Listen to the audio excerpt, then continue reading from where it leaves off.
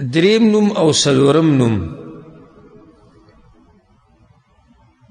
الرحمن الرحیم. الرحمن الرحیم دا دریم نوم شو او سلورم شو. دونه جدا دی. الرحمن جدا دی او رحیم جدا دی. قرآن کی زی پا زی در آگلی دی. زی پا زی. وَإِلَٰهُكُمْ إِلَٰهٌ وَاحِدٌ لَا إِلَٰهَ إِلَّا هُوَ الرَّحْمَٰنُ الرَّحِيمُ. الرحمن الرحیم. فبل ذکر اللہ سوئی سورة الرحمن جی شروع کی الرحمن علم القرآن. فبل ذکر اللہ وی بسورة الاحزاب کی وَكَانَ بِالْمُؤْمِنِينَ رَحِيمًا.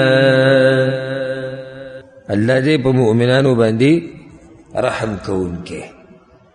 الرحمن الرحیم. اصل کی دا دوانو نمونه دا رحمت ناغسته شوی. رحمت مطلب سے رحمت کیا ټول ټکی دنه پراته دي. شفقت، مهربانی، دا ټول په دې کې دنه دي. رحمت کې دنه شفقت، مهربانی، مینا، محبت دا به کې دنه راځي. دا ډیر اوچت نمونه دي دا دوا د الله سبحانه وتعالی په نمونو کې. او ذکر خو شروع د قرآن دینه شوی ده. څنګه؟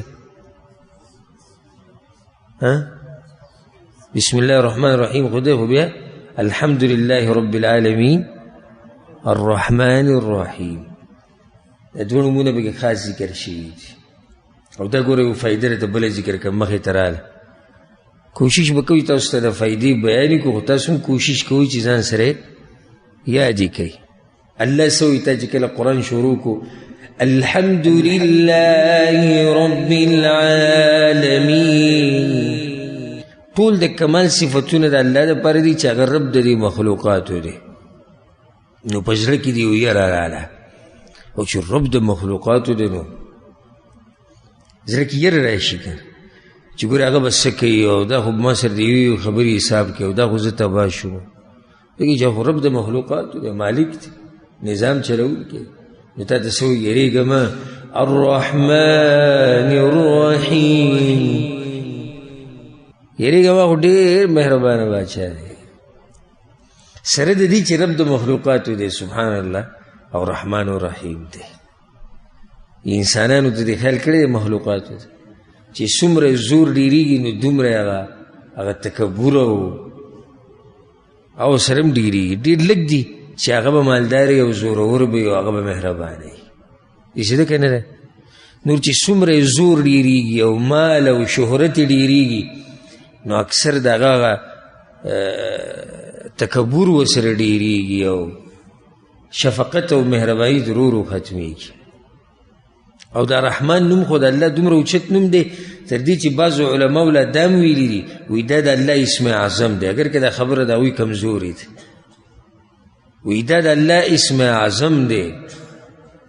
وجه دا دی چې وی د الله د رحمت ته ټول مخلوق حاجت لري نو ځکه وی دا د الله اسم اعظم دی. یو دی الرحمن بل دی الرحیم. په دې دواړو کې څه فرق دی؟ علماو ډېر فرقونه بیان کړي. د رحمان کې صیغه د مبالغه پرته ده. رحمان کې د په وزن د فعلان دی یعنی ډېر رحم کوونکی. نو یو فرق علماو دا ذکر کړی چې رحمان عام رحم کوونکی او رحیم څه معنی ده؟ خاص رحم کوونکی. رحمان دا ټکی خاص دی او معنی څه ده؟ عام. او رحیم ټکی عام دی او معنی څه ده؟ خاص. ما په دې څوک پوه کړي؟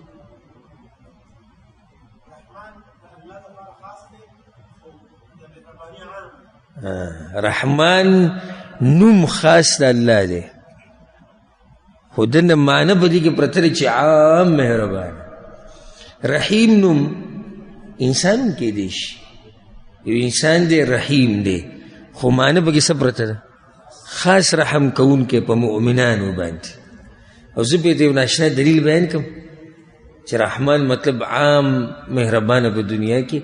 الله سوی الرحمن علی العرش استوى، رحمان برشو په څه باندې؟ په عرش باندې.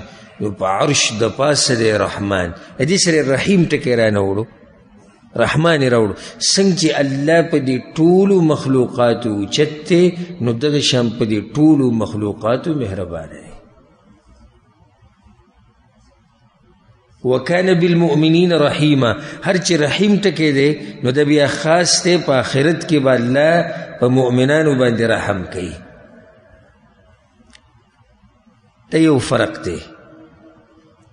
دویم فرق وی دا دی چې دا رحمان د الله ذاتی صفت دی او دا رحیم فعلی صفت دی، چې کله الله وغواړي به چا رحم وکړي. دا ټول فرقونه به کې دننه که څوک بیانوي صحیح دي. او دې کې دا فایده ما بار بار بیان کړې ده چې رحمان نوم دا مخلوق نشي ایښودی، ما بیان کړې که نه ده؟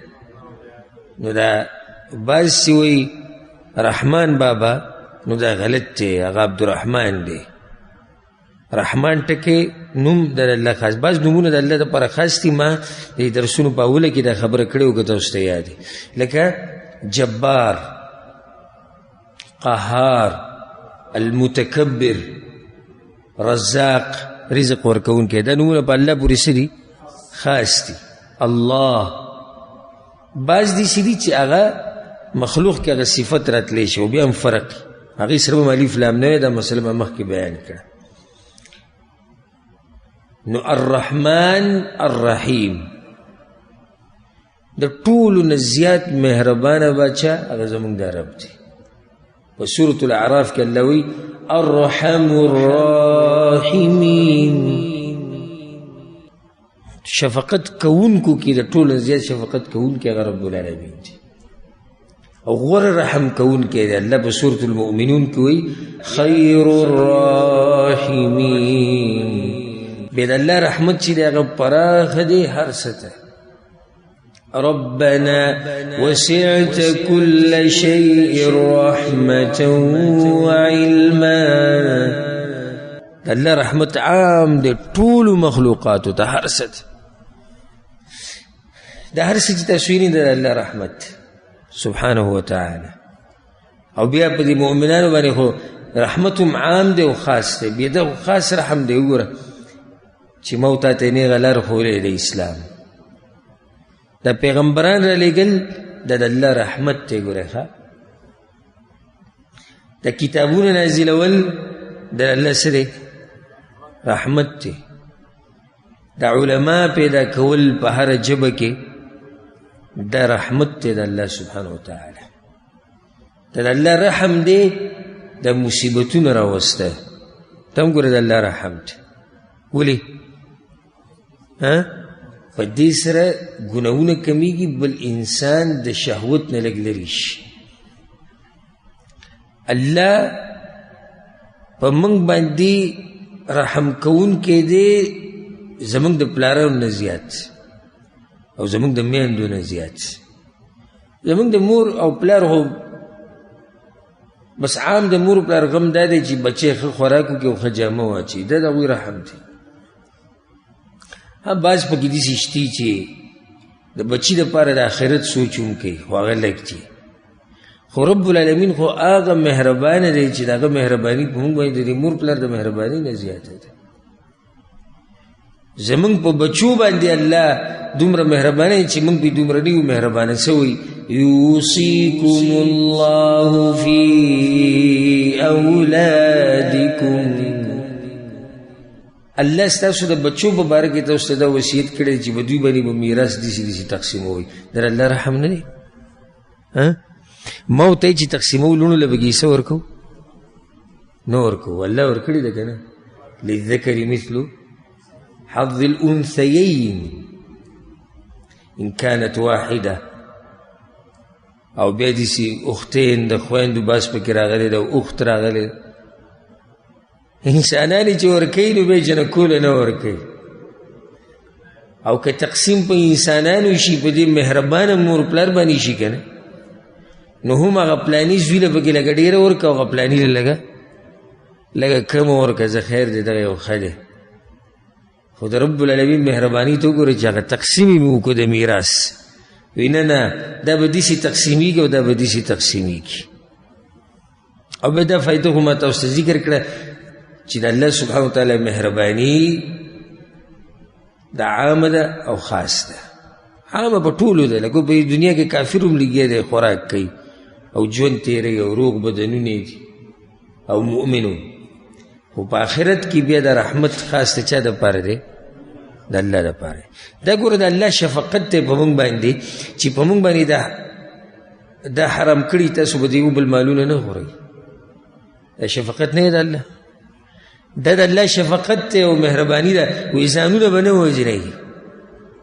ګوره انسان راولګي ځان مړ کړي، کوي داسې که نه کوي؟ هغه الله په موږ باندې زموږ د دې ځانونو نه زیات هم مین دی. وایي نه ولا تقتلوا انفسکم، ځانونه به نه وژنئ.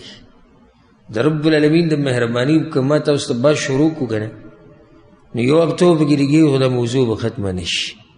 خو زه به پکې یو حدیث تو بیان کړم چې تاسو خوشحاله شئ. په صحیح بخاري صحیح مسلم کې دا حدیث دی. او زه خو چې دا حدیث یو پروګرام اوسځي کې ټي وي باندې وکړو، زموږ یو پروګرام ریکارډ کېدلو په هغې کې زما نه دا سوال شوی چې کم آیتونه او کم حدیثونو سره ته ډېر ودرېږي او سوچ کې په تا اثر کوي. نو هغه ډېر زیات دی او ټول قرآن اثر کوي، ټول حدیثونه. خو بعض داسې چې د انسان د زړه ته ډېر زر کوزېږي او ډېر زر اثر کوي. نو یو حدیث پکې دا دی چې دا کله هم زما مخې ته راغلی، نو زه ورسره ودرېدلی یم. وایي لما قضى الله الخلق، کله چې الله پیغمبر صلی الله علیه وسلم وایي کله چې الله د مخلوقات پیدا کړو، كتب في كتاب فهو عنده موضوع على العرش. الله په یو کتاب کې دا خبره ولیکلې او کتاب د الله سره دی د عرش په خوا کې. څه ولیکل الله په دې کتاب کې؟ ان رحمتي غلبت یا سبقت غضبي، زما رحمت زما د غضب نه مخکې شوی دی. په هغه کتاب کې الله دا خبره ولیکله. الله پکې ولیکل وی زما رحمت زما د غضب نه او زما د غصې نه مخکې شوی دی. یو بل حدیث ورته بیان کړم، دا په صحیح مسلم کې دی او په صحیح بخاري کې دی. پیغمبر صلی الله علیه وسلم وی الله سل برخې پیدا کړي او هغه حدیثونو کې یو حدیث دا دی چې کله زما مخې ته راشي نو د الله نه مې ډېر امیدونه پیدا شي او ډېر ورته خوشحاله شي. الله سل رحمتونه پیدا کړي، انزل منها رحمة واحدة بين الجن والإنس والبهائم والهوام. یو رحمت الله د مخلوقاتو په منځ کې راکوز کو، انسانان، پیریان، څاروي، ځناور، هر څه. فبها يتعاطفون وبها يتراحمون. نو د انسانانو په دې منځ کې او د څارویو ځناورو په دې منځ کې چې څومره شفقت دی، د هغه یو برخه رحمت دی. مور په بچي څومره مینه ده او پلار په بچي څومره مینه ده او بچي په مور او پلار، دا ټول ګوره هغه یو رحمت دی. نور څه شو؟ وأخر الله 99 رحمة. یو کم سل برخې رحمت الله پرېښودو د ځان سره. یا رسول الله ویولي یو رحمت الله را کوز کو، یو کم سل رحمتونه ولې پرېښودو د ځان سره؟ ويرحم بها عباده يوم القيامة. د قیامت په ورځ به دا په دې بندګانو استعمالي، په هغوی به رحم کوي. یو کم سل برخې رحمت د الله قیامت ته پرېښودی دی او دا یو برخه رحمت ته د کوم چې موږ په دې منځ کې د هغه یو برخه ده. نو یو کم سل برخې. دومره مهربانه باچا دی. دا هر څه چې تاسو وینئ که نه، دا څه چې تاسو وینئ د ټول د الله رحم دی. او که د الله دا رحم ګټل غواړئ چې الله په تاسو باندې خاص رحم وکړي، نو زه به درته په اختصار یو څو طریقې وښیم، یو څو لارې به درته وښیم. مختصر یو څو لارې بس. د الله اطاعت کوه، د پیغمبر صلی الله علیه وسلم اطاعت، الله به د باندې رحم وکړي.